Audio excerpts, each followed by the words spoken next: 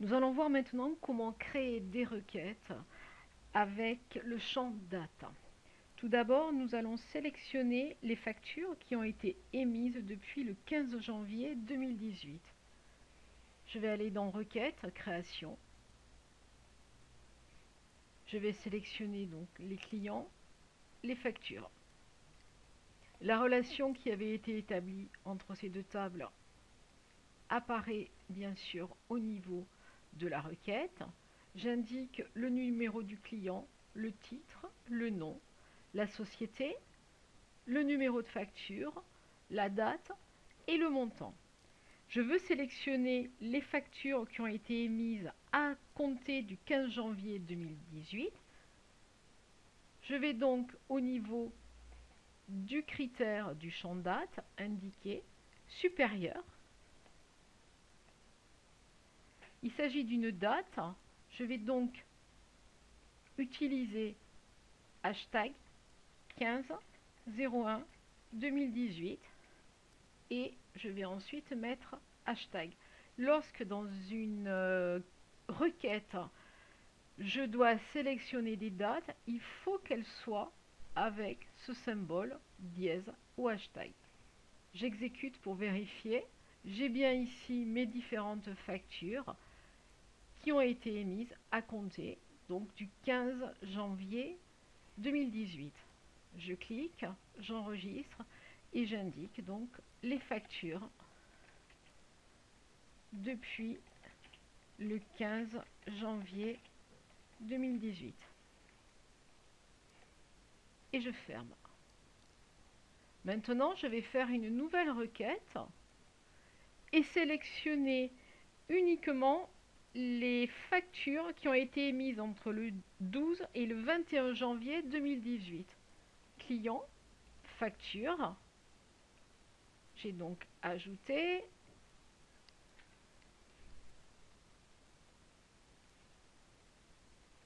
Je reprends le numéro du client, le titre, le nom, la société, le numéro de la facture, la date et le montant. Je me positionne au niveau de la date et j'indique cette fois-ci entre hashtag 12/01/2018 hashtag donc pour la date et à nouveau l'autre date hashtag 21/01/2018.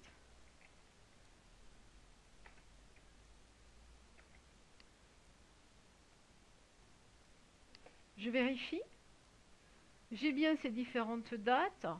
Je préfère cependant les avoir dans un ordre croissant. Je sélectionne au niveau du tri croissant. J'exécute et j'ai bien mes différentes dates entre le 12 et le 21 janvier 2018. Je vais enregistrer cette autre requête en saisissant facture entre le 12 et le 21 janvier 2018.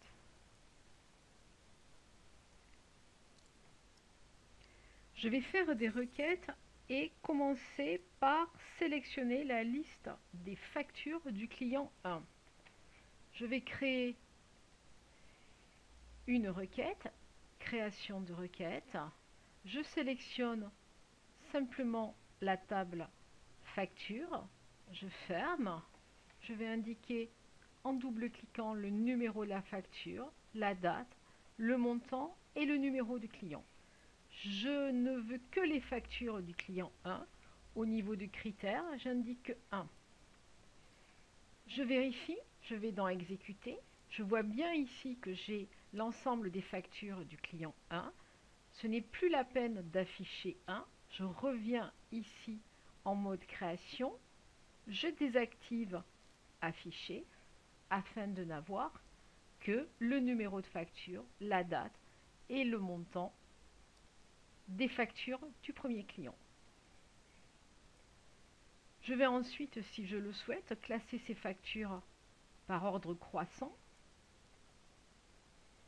Ainsi, La première facture du 13 janvier apparaît, suivie par celle du 21. J'enregistre.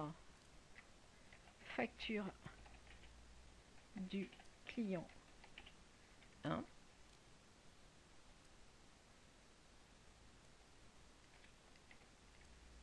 OK. Je ferme cette requête. Je vais maintenant sélectionner les clients qui habitent à Lille et à Marseille. Je vais donc faire une deuxième requête.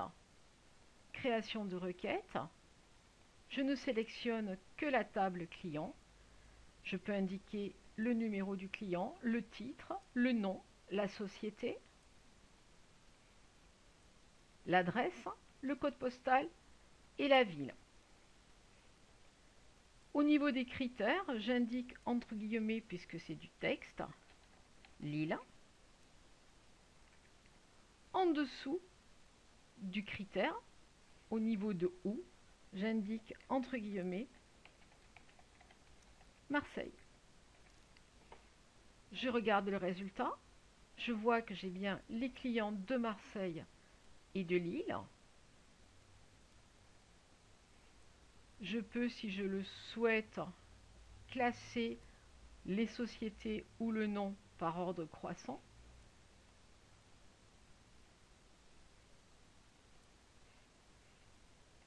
Je vais ensuite enregistrer ma requête, les clients de Lille et Marseille.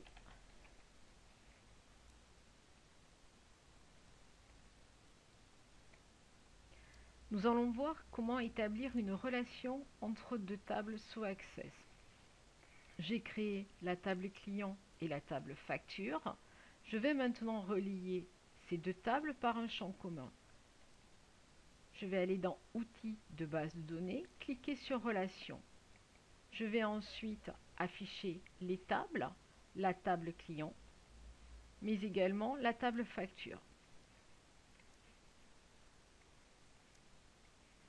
Je vois dans la table client que la clé primaire est le numéro client, c'est-à-dire qu'il va y avoir un seul client qui va avoir le numéro 1, un seul client qui va avoir le numéro 2, etc. Dans la table facture, la clé primaire et le numéro de facture. Chaque facture aura un numéro différent. Il y a un champ commun entre ces deux tables qui est le numéro de client, ici. Je vais donc relier le numéro client de la table client vers le numéro client de la table facture. J'applique l'intégrité référentielle et je crée. La relation est donc créée entre ces deux tables. Il y a 1 au niveau du numéro client de la table client et infini au niveau du numéro client de la table facture. Cela signifie que dans la table client, je n'ai qu'un seul client avec un seul numéro, tandis que dans la table facture, je peux avoir un nombre indéterminé de factures avec un même numéro client. Nous allons voir comment saisir des données sous Access. On peut le faire à partir de la table. Ici, j'ai commencé à saisir les données pour la table client.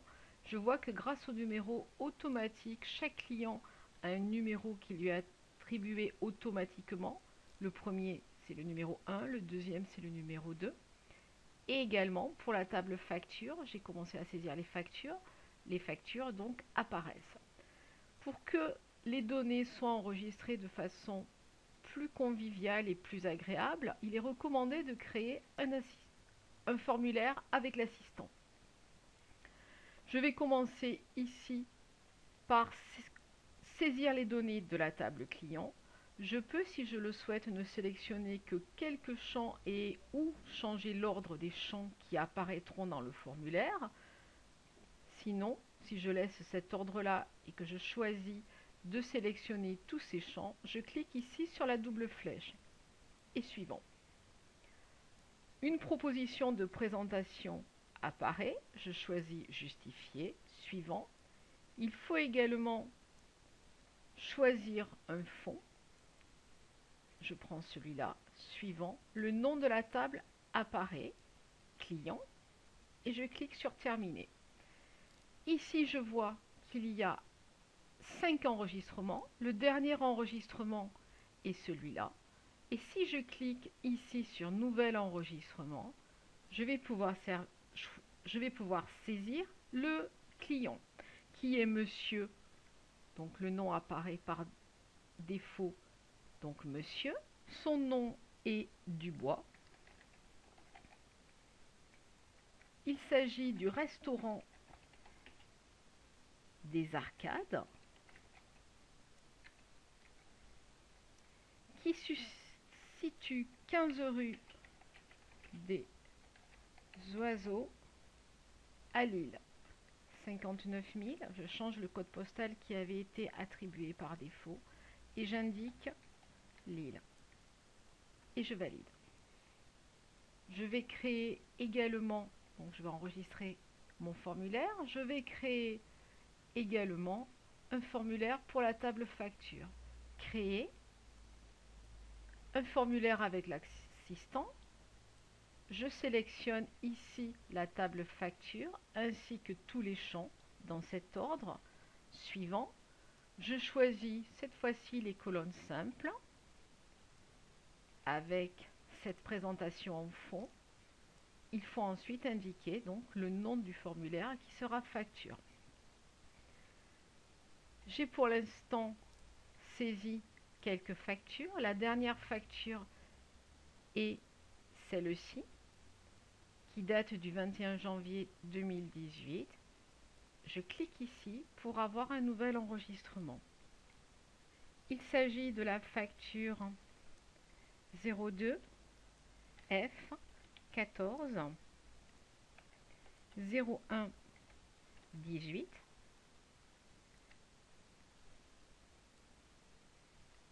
en date du 14 janvier 2018. Un masque de saisie avait été conçu au niveau de la table. Je saisis donc directement la date. Le montant de cette facture est de 568 €. Le numéro du client et le client 2. Et je valide pour passer à l'enregistrement suivant.